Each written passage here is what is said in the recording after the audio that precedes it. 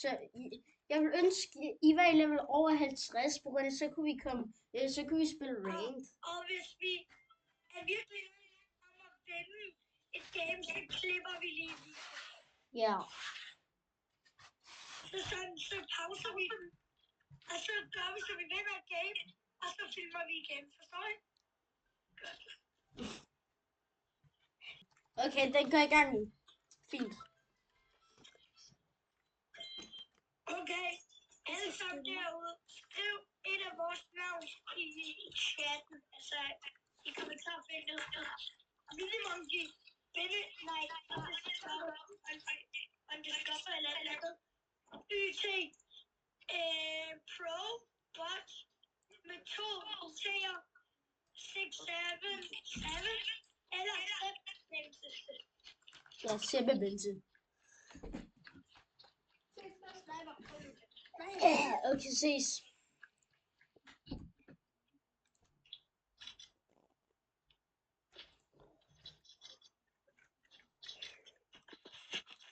Og bare lige, kan I også gætte, hvad for en dato står en fixit, der man tærsker i?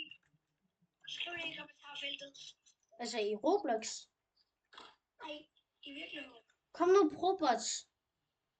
Ja, det er bare fordi, at jeg... Men det er med sådan en jakke. Jeg løb bare. William. Kom nu, William. Er det ikke William, du havde? Jo. Godt. Kom nu. 1 minut tilbage.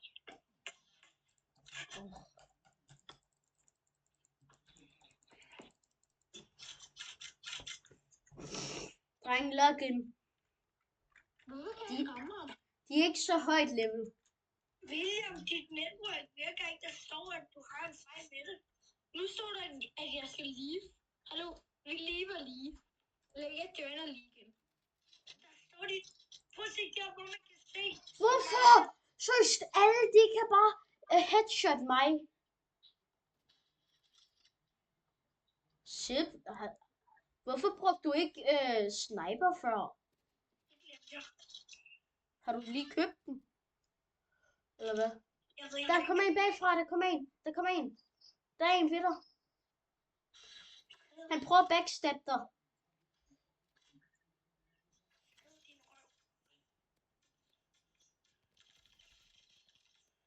Kom, du kan godt. Ja, godt. Så skal du bare dræbe hende der. Yes!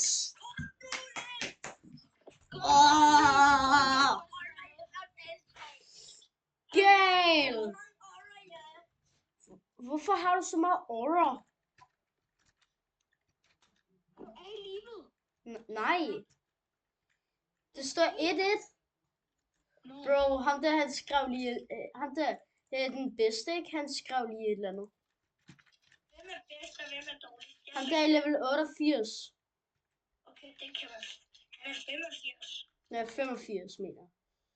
Ja, okay, han er god. Ej, bro. Bro, han skrev auto BRK. Bro. Okay, hvis vi vinder, så er vi bare gode. Vi er 2 mod 3. Ja, 2 mod 3. Det er faktisk, så I ved det, den her video, Ej! Den er næsten lige. Den kommer op lidt senere i dag, måske. Vi har rigtig brug for dem. Det kan de godt trække. Ja, men det kan også være, at jeg skal bruge nogle dage på at redigere. Men det er den 12. i dag. Ja, det er den 12. i dag. Ja, jeg ramte en for 50. Hende der er level 9. Godt.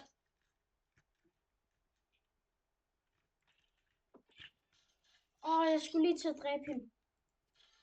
Ja, godt. Bro, du dræbte ham, da jeg dræbte, da han dræbte mig. Bro, han skriver autoshooter. Bro, han skriver autoshooter.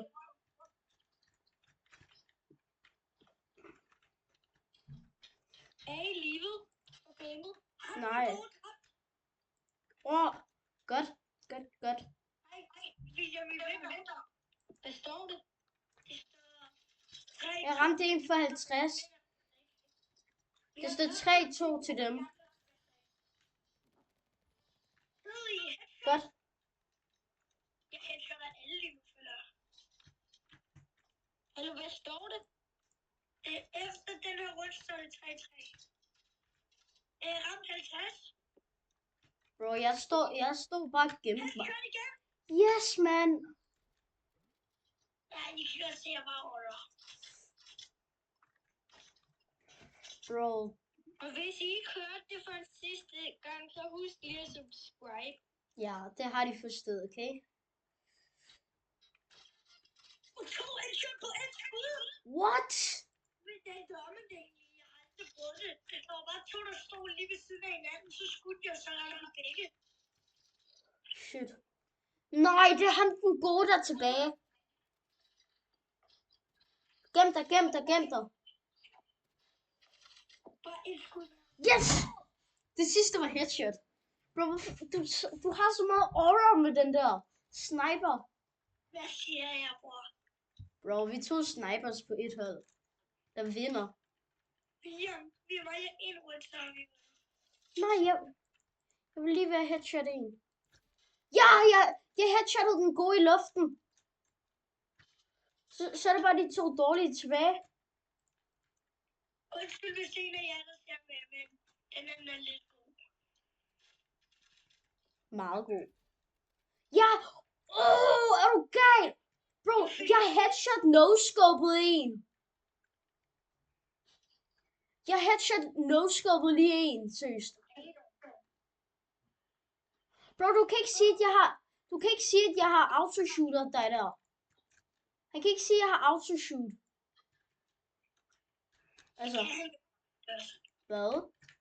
Ja, han var faktisk godt, hvor han siger nu. Okay. At det er oppe. Okay, han er inde i den der lille bygning. Han er usikker. Sofus.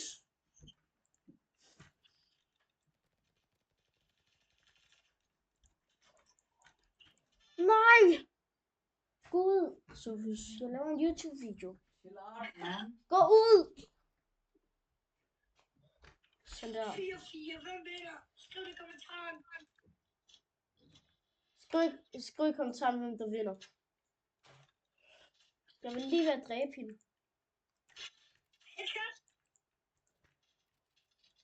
Bro, ham der, han brokker sig bare alt for meget.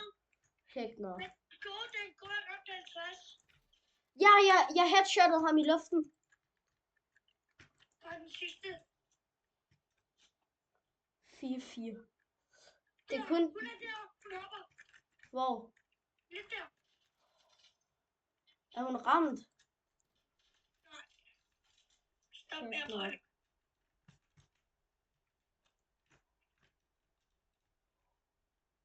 Hun er med os der. Der er jo min damage. Nej. Bro, så flygter hun. Hun er heldigvis sikkert ikke medkit. Det så hun.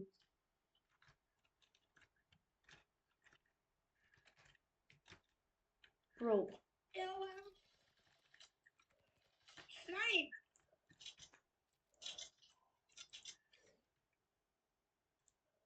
Nej, så har den ikke skud.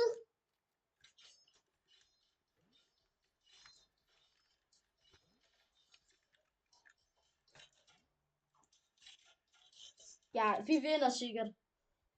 Ja! Come on! William, træner du? Hvad mener du? 21 er det på samme tid. Hvad tager vi? Big Crash Roads. Okay, Splash. Splash. Nej, ikke Splash. Jeg tager sniper. Jeg tager bare mit godt loot. Som forventet, William. Hvad? Som forventet. Altså, hvorfor skulle du ikke tage de gode loot? Headshot. Godt. Ja, en ramt 50. Ja, jeg dræbte en. En til en. En ved en. Eller han er ikke dansker, det er derfor, at det bliver normalt, men chassis, OP, Earth. Han kommer sikkert fra Rusland. USA, tror jeg. Shit. Han er skidegod. Nej. Det er på grund af, at han spammer med det der. Jeg skal sgu ikke bruge Riot Shield mere. Video, så skal vi nok lave flere af dem. Næste gang, så skriv et kommentarfelt, hvad jeg vil have, vi prøver at spille. En ramt 50. Jeg blev helt til sniper. Det er ham, der er lukket. Lad os lige se, hvor mange 6-7 vi kan få ind i kommentarfeltet. Nej. Hvorfor? Fordi det er 6-7 igen, jeg er glad. Nej. Hvorfor er der så mange her, mand?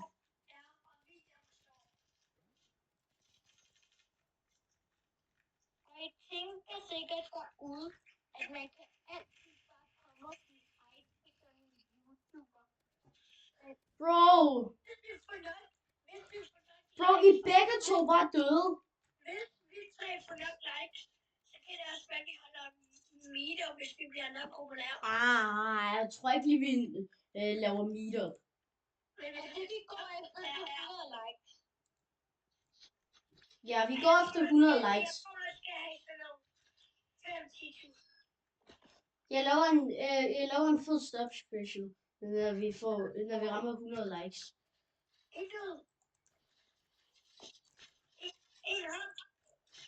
Nej! Ja. Skriv ned i kommentarfeltet, hvad I elsker at se på YouTube, for eksempel hvad nogle andre de spiller, så skal vi måske nok spille det. Ja. Det er det, jeg lige har sagt, William. Jeg sagde, at jeg stress op i luften, jeg blev helt til at snakke. Ja. Nu skal jeg sgu til de her orderglasses af og logge ind. Der må gerne være noget, der koster penge på det. Nej. Jo, hvis vi gider at bruge det. Bro! Jeg dør hele tiden. Øj. Vi kommer ikke til at stoppe videoen. Vi stopper kun videoen, når vi har det tager en time. Vi klipper bare i videoen. I kan også gå. Ja. Skriv i kommentarfeltet, hvis I faktisk gerne vil se hele videoen. Ja, jeg headshottet en. Godt. Jeg har headshottet 2. Jeg headshottet en, og han var i luften. Skriv ned i kommentarfeltet, hvis I gerne vil møde en af os. Jeg vil sige hele tiden, at de skal skrive i kommentarfeltet. Ikke hvad de skal, hvad de må. Jeg dør hele tiden af ham, der lille noob. Er det så godt, så jeg skal leve? Jo, der står hele tiden, at der er en, der gør så jeg skal leve. Det er ikke mig. Det er nok på grund af, at du ikke har noget netværk. Ja, der står, at du ikke har noget netværk. Hvad? Der står, at du ikke har noget netværk herinde. Ja. Ja, der står, at jeg ikke har noget netværk. Okay, jeg regner med, at vi lige klipper i videoen, så vi har både ikke se. Vi ligger inde i en kamp. Hallo, lige. Nej. Det kan du. Jo, vi kan bare lige for så gå ind igen.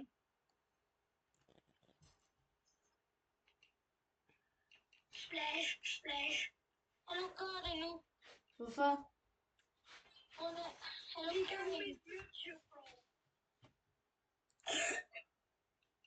Jamen.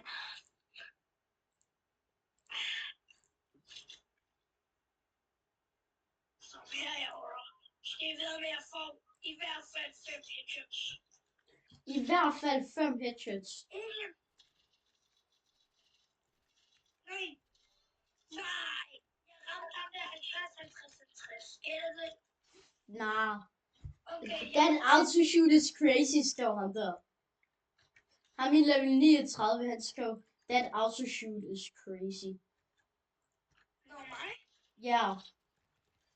Jeg har en headshot igen.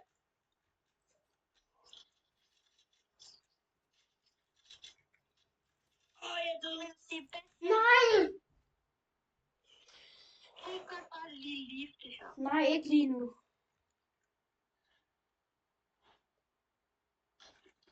Bare lige det her.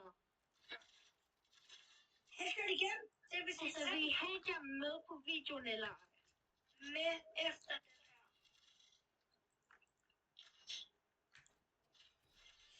Headshot igen, jeg har 4 headshots. 4 headshots. Okay, du får sikkert over 5.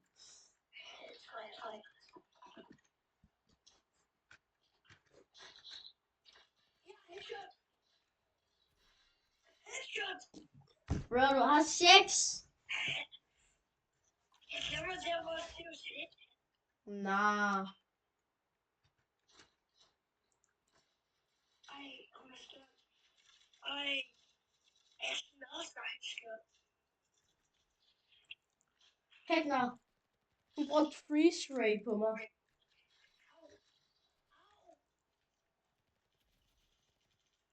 Nej! Så jeg har taktik, vi tager hver vores side. Og jeg ser derude. Og jer, der ser derude, skal vi se, hvor mange subscribers vi kan få på en uge. Ja, jeg tror 0. Hvad? Jeg tror, jeg får en. Hvis I virkelig bare subscriber, så tror jeg sagtens, vi kan få en 10. Jeg tror 0. Jeg får aldrig nogen.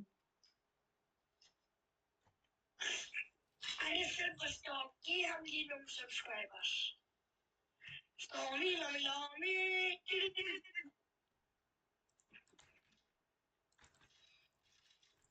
Hvis vi også skal lave en sang med Storm med vores Ejla Gudanatias sang. Altså, jeg har brugt en time på en video, der kun har fået sådan 9-10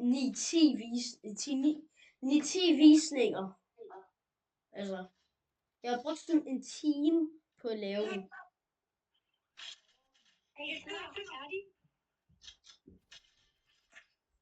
Sammen med min storebror. Lad nu være! Jeg laver en video, Sofus! Ja, lad nu være! Jeg har 8 en til.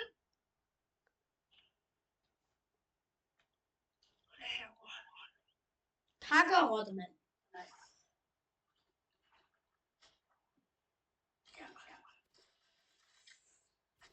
Ja, Jeg har 10 headshots. 10.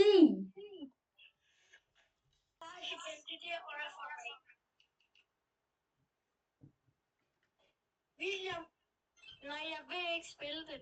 Jeg er så dårlig. Men Sebastian er god. Det er du også. Og William. Okay. Jeg tager mit aller William er god. Hvad? Eller har vi alle sammen ikke sniper?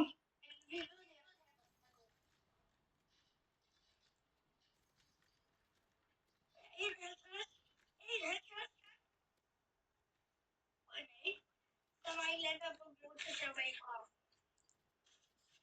En ramme 50 med sniper.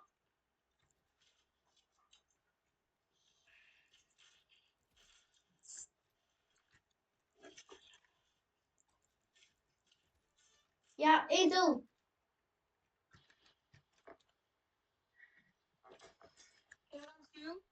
Godt, godt. Se, altså du er god til det her map, mand. Jeg synes ikke lige, jeg er den bedste. Jeg synes, du er god.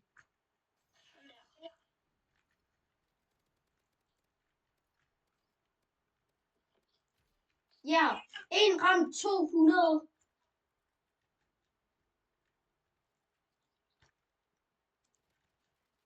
Jeg dræbte en for 200. En ramt 50 med sniper. Jeg er en headshottet. Bro, jeg har headshottet 2 i det her match.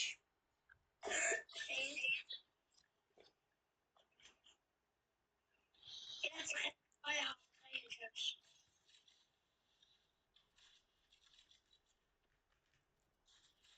Det er sådan lidt slut. En ramt headshot. En du. Den er i hvert fald meget god. Han er ramt 20. Igen 20. Ja, headshot. Godt så. Jeg har headshot. 4 headshots. Nej, det er bedst, at du filer med kæde. Bro, jeg har 3 headshots. Headshot? Igen? Jeg har 5 shots. Ja, et til headshot 4. Jeg blev snipet. Hvor er den fra? Ja, 5 headshots har jeg. Bro, mangler vi ikke kun 1? Jo. Vi mangler 1 for at blive færdige. Og det står 4-0. Nej, vi mangler den her overnatning. Gør vi? Ja. Nej. Hvis vi vinder den her, så har vi 2 i træk. Ja, vi vandt. Nå nej, der er stadig 1 tilbage. Hæfner. 50? Ja. Det er for mig, William. Ja. Kom, du bare hurtigt op. Jeg kan godt lide at bare have mit lille dunk i hånden. Kom hurtigt op. Det er ikke noget med internet. Ja. Det er også lige meget. Det gælder, som jeg kører for en. Ja. Bro, vi vandt den for ham. Bro. Splash. Vi er gode til Splashers 3. Bro, 30, 31, 32 spiller vi mod. Vi har huller i hjernerne. Vi ved overhovedet ikke, hvad vi skal lave til den der, når vi får 100. Så vi gør det. Kan I bare komme med nogle idéer? Vi kan ikke love jer, at det bliver lige præcis dig. En headshot. Men det kommer til at blive en af jer, ikke også? Ja. En til headshot. Og jeg så ham ikke engang. Og så tager vi også, så siger vi også. Ja, headshot 1. Så siger vi også, for eksempel, hvis det ikke hedder videoen, der skal det, så ser vi videoen. Ja. Jeg skrev det i kommentaren. Så hvis I gerne vil have jeres... Og I må også meget gerne gøre sådan, så jeg får 50 subs, så jeg kan lave live. En headshot. Nej.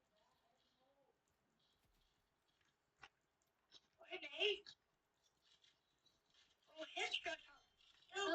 Ja, Nej, godt. jeg dræbte ham. Jeg ved, jeg siger det slet ikke. Jeg troede, det var mig på grund af det ligner, jeg ramte ham.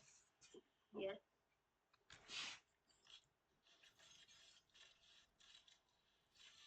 En headshot. En til headshot. En til. En headshot. Nej. En headshot. Jeg nu.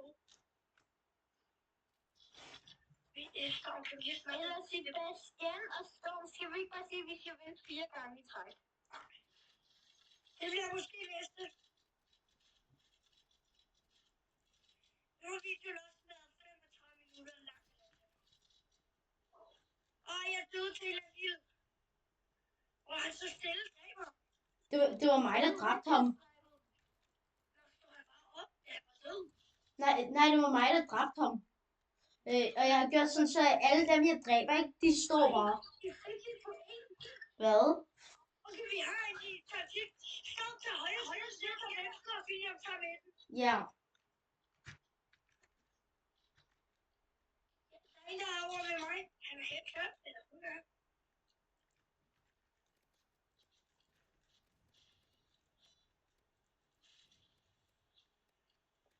En headshot snappet. Yes, mand.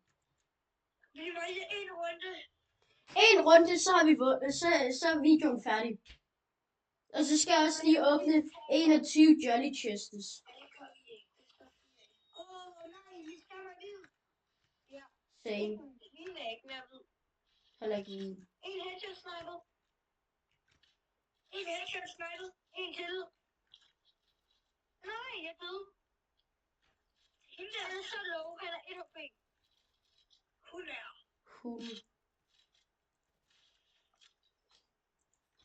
Ja, vi vandt. Hvad sker du? Yes. Vi har vundet.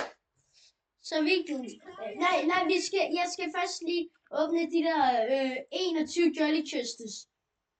Så hvad får jeg? Hvad får jeg?